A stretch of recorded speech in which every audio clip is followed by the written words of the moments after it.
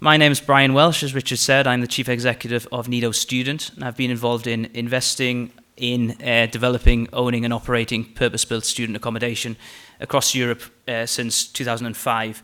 So in the time I've been in the sector, I've been involved with over 50,000 beds. So I think I speak with a degree of authority on whether and how and when and where to invest in purpose-built student accommodation.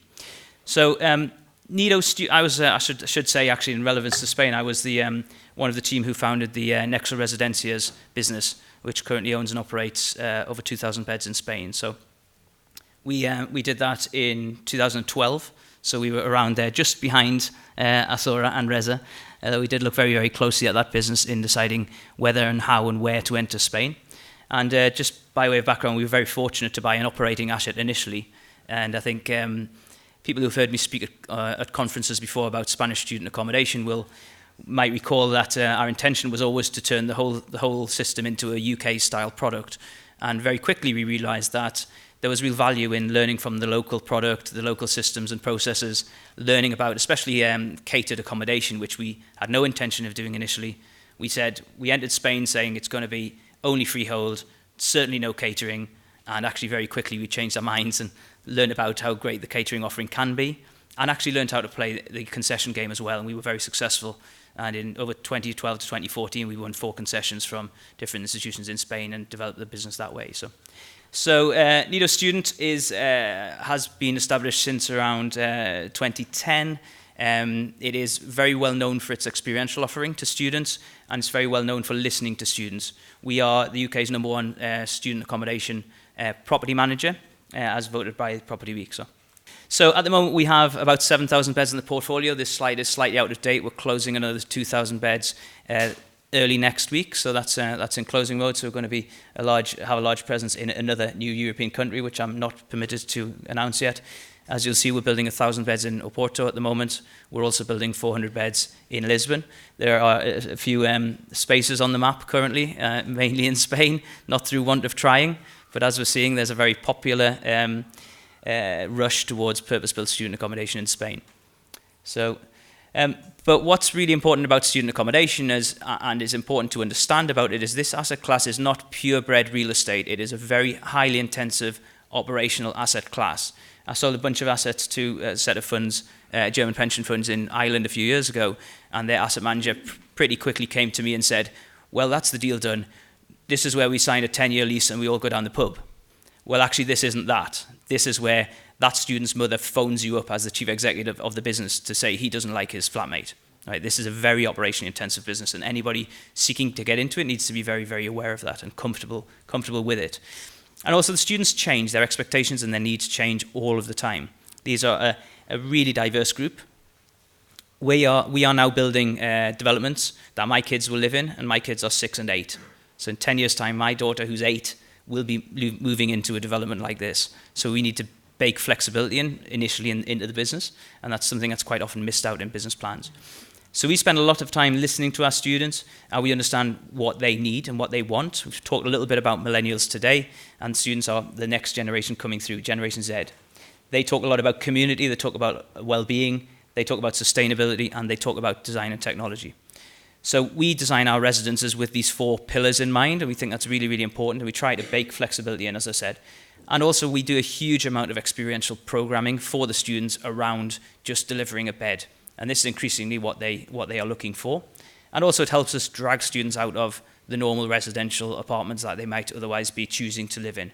We think the offering overall is far better for students to live in.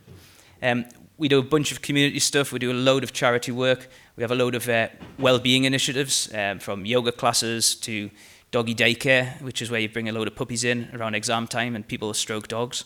Incredibly popular amongst students and staff, I have to say.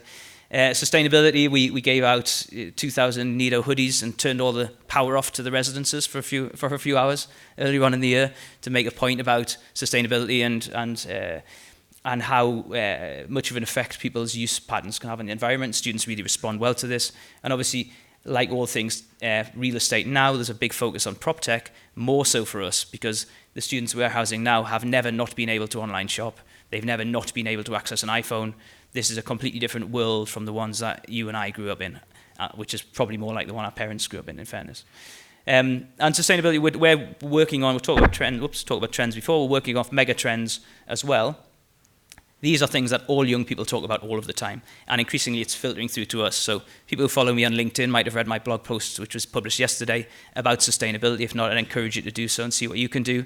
Today is National Refill Day, which means that the 2,000 water bottles for life we gave out last year with last year's branding on, they are being used. We think we'll save about 600,000 items from going to landfill just by doing relatively small things like this, in return for which the students will take our branding to university for us.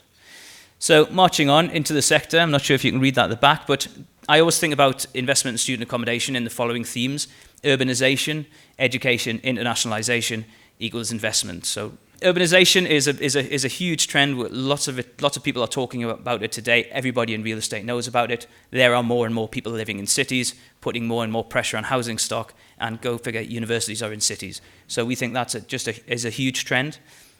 1 in 8 people will live in megacities or do live in megacities. 2.5 billion beds shortfall in urban populations. That's a fact the world over. So a lot of it's been driven in Africa and India, of course, but there's still a huge amount to do in Europe, North America, and LATAM. You see Europe's lagging behind in terms of urbanisation, and we see more and more increased focus on that over time. Millennials, as we say, want to live in cities, and something like 50% of the working age population will be millennials by next year. Education, more and more people want to study.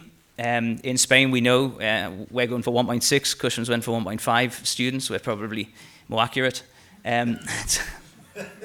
So we know that there are loads of students in Spain. There is very, very little purpose-built student accommodation. So we think it's a great place to invest in. There are 113,000-ish international students going into Spain every year.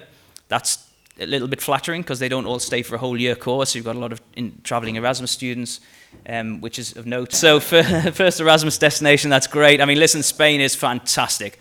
Look at all the bars. Look at the sun. Mark over there from the round of lovers. He chose to live in Madrid. He could have lived in London. Isn't fantastic? You guys have all got it right. We've all got it wrong. Don't put that in the press. And yeah, loads of international students going to Spain and more. And we're seeing a prevalence of English taught courses appearing in Spain. We do, as I said, we're building 1,400 beds in Portugal. If you go to the University of Porto, and if 3 of you put your hand up and say, we would like that course, any course taught in English, they'll teach the course in English. So we're seeing this, people have really switched on to international students coming in. And it's a huge money earner for an economy. It's massive in the UK at the moment. It's only going to get better in Spain. So onto the investment market, we'll talk about yield spread. Again, you probably can't see that from the back, but the moral of the story is that there is arbitrage between residential yields and student accommodation yields, and as the markets get more sophisticated, we're going to see that yield spread tighten, as we have in the US. So I think there is space for further yield compression in the student accommodation subsector of the market, which is a real opportunity, but it's definitely a tailwind. If you'd asked me to show that graph back in 2012 when I first started doing this, it was a lot more exciting. And then we said before, 6% of students have access to purpose-built accommodation in Spain. And if you contrast that with the UK, 25% and growing to the tune of 40,000+ beds a year. And there aren't meaningfully more students in the UK than Spain, not at that sort of delta. So we see opportunities in Spain to deliver more purpose-built student accommodation. So my predictions for the future, student accommodation is an increasingly global asset class, and that is both in terms of the students traveling to student accommodation blocks, it's in terms of the professionalization of the sector, but more than that, it's the capital flowing across borders that we're seeing at incredible levels. So somebody was asking me about Canada before. Well, all the Canadian pension funds are in the UK investing in student accommodation, so I guess the UK ones are going to go to Canada, but it's hard to keep track with these guys sometimes. International demographics are going to have a greater and greater effect. The middle classes in China and India are growing at an absolutely incredible rate. You've got universities in India that you haven't heard of with 2 million students going to them. But those Indian students still want to go to the UK or wider Europe, and the ones who can afford it will travel. So we're seeing more and more of this. And again, as Spain opens up English language courses to, for example, the Chinese students, they're going to see more and more Chinese students coming to Spain. And for the first time, we were housing Chinese students in Madrid in 2015, which we hadn't really seen before as a trend. Brand building is more and more relevant. So again, we talked about iPhones before. People gravitate towards Apple. People gravitate towards certain things. Why do you buy the Gucci handbag when you can buy the one from Next, pick a UK example, for a tenth of the price? So I think you're going to see more brand building in the sector. Nido Student is probably one of the first people to be doing that. Most people are a little bit more brand agnostic, I think, at the moment. We're moving increasingly in that direction. Tech integration is a huge thing. For quite some time, we've had 100 meg broadband everywhere in student accommodation. You don't have to wait in for the guy to come and install your phone line and the next guy to install the internet and troubleshoot. All that stuff's baked into purpose-built student accommodation. We think it's hugely, hugely important. We're going to see more of that. We've launched a Nido app this year, which is incredibly popular, and we're delivering a lot of social content across that. So more of that. What we haven't talked about today in terms of headwinds is rapidly increasing build cost inflation across Europe, and we're seeing this completely in Spain as well, and it's outstripping the rental increase that you can achieve, so it's harder and harder to pull these things out of the ground. So for the first 10 years I was in this sector, in the UK, it was £40,000 a bed to build. For 10 years, it was £40,000 a bed to build. Now I'm seeing jobs come over that are twice that, and that growth has happened all in the past 5 years. In Spain, as in the UK, the average age of a tradesman is older than he was before. In Spain, unlike the UK, we're throwing out all the builders who are Polish and Romanians because of the Brexit thing, which is causing real problems in the UK and accelerating that build cost inflation. Hopefully we won't have the same experience in Spain, but it is a thing. So we're seeing more and more modular construction. We're dealing with modular companies now about delivering the modular component. It used to be too expensive. Now it's at the point where you can choose modular over traditional build in much more, in many more locations. So we're seeing that, and we're going to see increasing design focus in student accommodation and better design as well.